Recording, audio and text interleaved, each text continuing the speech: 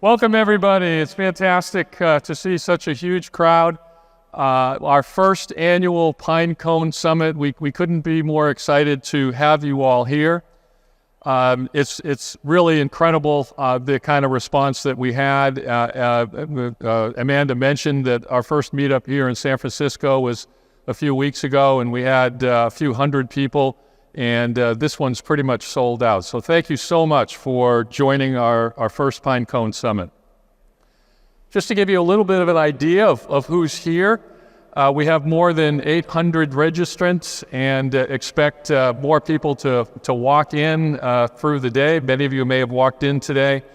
A lot of people are here from the San Francisco area, but 7 people from 17 countries have flown in for the Pinecone Summit. And so we thank you for coming the longest distance and joining us today. And lots of people from out of state as well. So 27 states represented here. So we're building a big community. We're thrilled that the community is worldwide. So thanks again. Okay, so I'm going to spend just a few minutes and give a few perspectives on the generative AI market, on the vector database market. We have an interesting view of what's happening. We have lots of customers, which I'll talk about in a minute, that give us a really interesting view of what's happening in the market. So I'll talk a little bit about some of our key observations and at a very high level, what we think are some of the keys to success. So let's go ahead and get started. Obviously, the generative AI market is just exploding. We certainly believe, as many people believe, that this is the next major platform. The previous platform is the internet platform, and that the generative AI platform is going to be even bigger than the internet. And that might be hard to believe for some people, since the internet has had such a huge impact, not only in high tech, but in the world as a whole. But I think that generative AI really does have the potential to have that kind of an impact, and certainly from a technology perspective in terms of just delivering better and better tools and technology for people. But just like the internet had big social and geopolitical impacts, likewise, I think the generative AI platform is going to have the same and probably even bigger impacts on the world.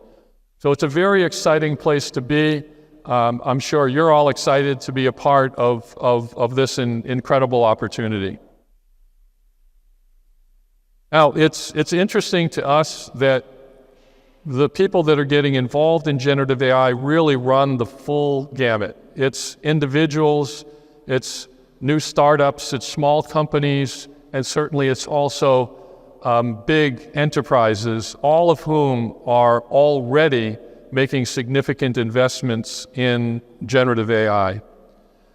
Certainly from a startup perspective, over the past year and a half, the funding environment has been quite difficult in general, but obviously that is not the case for generative AI companies. And so this chart here just is from PitchBook, and it shows what the deal value is collectively of venture capital-based deals, and then how many deals are getting done. And the key thing is on the lower right is that from Q4 to Q1, there was almost a tripling of the amount of investment, and most of that tripling is associated with generative AI, and then we're expecting even a bigger jump in the second quarter. Those numbers aren't available yet, but everyone expects a very significant increase. So I think many of you out there are from startups, are trying to build new companies, new applications, and I think it's an incredibly exciting world. And we're certainly seeing that in terms of the number of individuals and startup companies that are experimenting with Pinecone as a part of their generative AI solutions.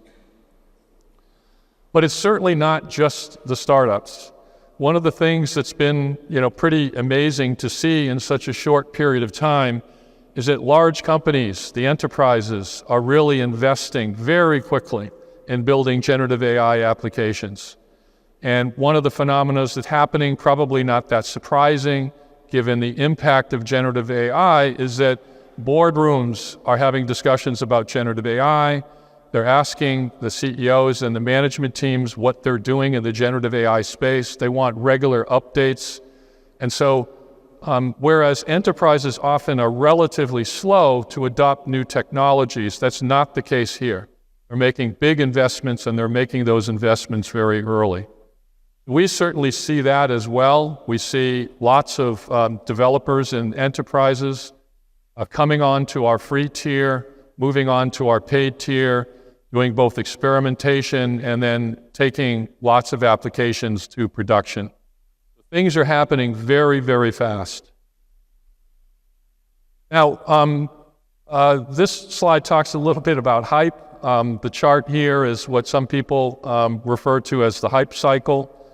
And it basically shows there's some innovative trigger that starts, then there's a huge increase in expectations, and people start pontificating about all the incredible things that you can do with a new technology, and they kind of lose sight of reality and time. And I think we're probably relatively close to the top of that peak. And you're starting to see some indicators that we're coming down from that peak. And that's not a bad thing. That's a good thing, right? We need to get through all of that hype and then get down to the real business of building great applications and building great companies. And I think we're starting to see that happen. A lot of the fluff, a lot of the interesting prototypes that really have no ability to go into production, they're just interesting. Those are kind of, washing away somewhat. And all of you are starting to figure out what's real, what kinds of apps can you really build that have real impact on the world, that allows you to build really interesting businesses, disrupt existing businesses, etc. So I think probably between now and then, I don't call it, at least in this area, the trough of disillusionment, but it's the trough of reality, right? We're going to actually start focusing on the things that really have a chance to work. And then I think from there, it's going to continue to be a super, super exciting place to be. So what role do vector databases play in all of this? We don't provide the complete generative AI solution, so what role do we play? Well, vector databases, and as I think many of you know, because you've already used vector databases, but some of you might be a little bit fuzzier as to the role they play, they solve a really important problem, or at least help solve a really important problem, which is that the hallucinations of the chat GPTs and the other chatbots that are available. There are two big problems, of course, with those chatbots and the underlying models. In the case of ChatGPT, GPT-4. And those two big problems are, number one, that it's trained largely on information scraped from the internet. And so it doesn't have access to all kinds of knowledge, all kinds of domain-specific information that is locked in corporate data stores and is highly proprietary. So just like if we're not, as individuals, expert in some domain, like maybe some medical domain, because we don't have expertise in that area, ChatGPT and other similar chatbots that are trained on information scraped from the internet don't have access or knowledge about any of that information. The second key problem, of course, is that it takes a lot of time and a lot of money to train these foundational models, and they can't be trained in real time. So ChatGPT or GPT-4, for example, is about 18 months out of date. It was finished being trained, I think it's roughly 18 months ago. And so any recent information is not information that ChatGPT is going to know about. So those are two big problems that cause a lot of hallucinations. And vector databases, whether it's Pinecone or some other vector database, are a key part of the solution to those problems. And of course, it provides a solution because what you can do is, of course, if you ask a question of ChatGPT, before you submit that question to ChatGPT, you can use semantic search. You can convert that question into some vector that allows you to do a vector search, that allows you of a domain-specific database, allows you to return some information that you can put into the context window of the prompt that you give ChatGPT. So basically you can think of vector databases and semantic search as a context engine.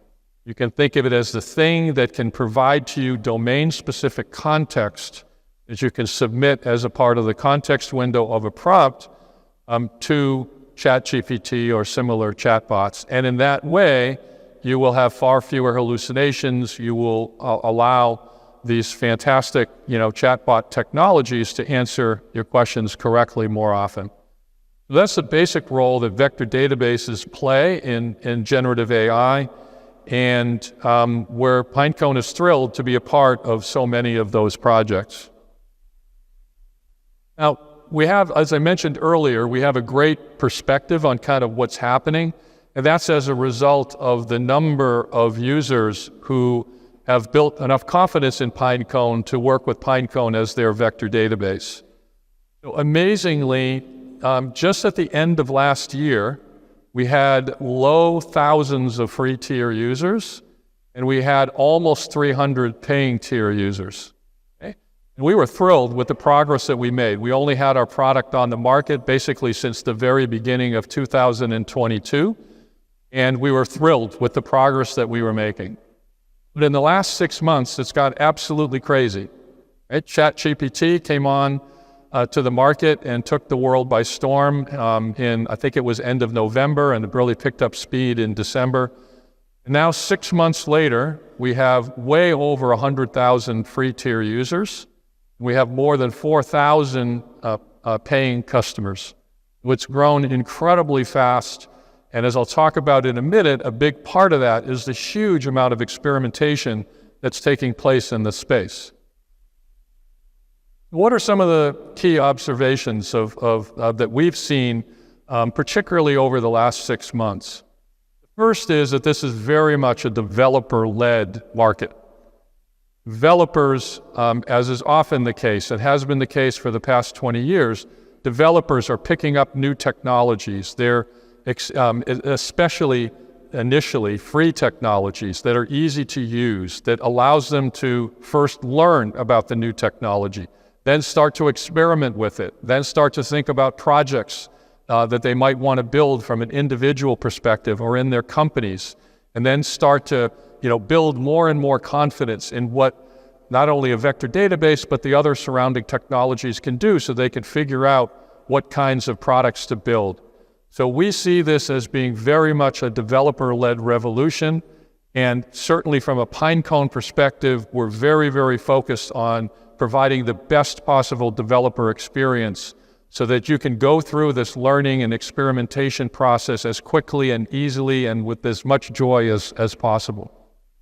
The second thing is something I've already talked about, is just the incredible amount of experimentation. It's certainly experimentation, just playing around with stuff, but it's also experimentation once people go into production.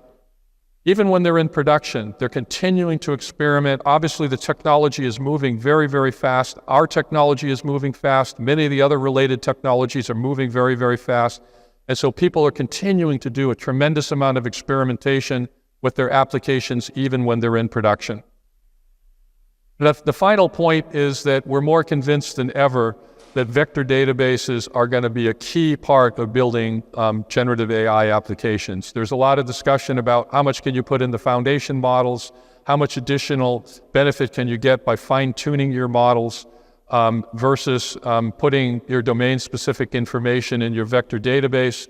And certainly what we've seen, and based on the trends that we see for how technology is going to evolve in the future, we think vector databases are going to be a very big part of these generative AI solutions. So just kind of to summarize, we think, the key thing is let developers experiment, do production scale experiments, meaning continue to experiment even when you're in production to make the apps better and better, take advantage of the rapidly moving technology. And then not all of you, of course, are in enterprises, but if you happen to be in an enterprise, obviously enterprise readiness is really, really important. And so, looking at different technologies that can really provide you with the security, with the governance capability, et cetera, that you need, of course, is going to be very, very important. as enterprises move very quickly to adopt technology and build generative AI applications. So let the learning begin. Again, thank you all for being here today. We're working hard to build a community. We've got, I don't know, 20 people here from Pinecone. Seek them out. They have a lot of expertise in working with other companies and work coming up the learning curve quickly ourselves. Seek them out to help you to build your applications, but also seek out other people in the community. There's a lot of people here who have a lot of experience in general building Gen AI applications, and more specifically with Pinecone. We strongly encourage you to seek them out, and let's build a super strong community of users where we can collectively build some fantastic applications. Great, I think that's it.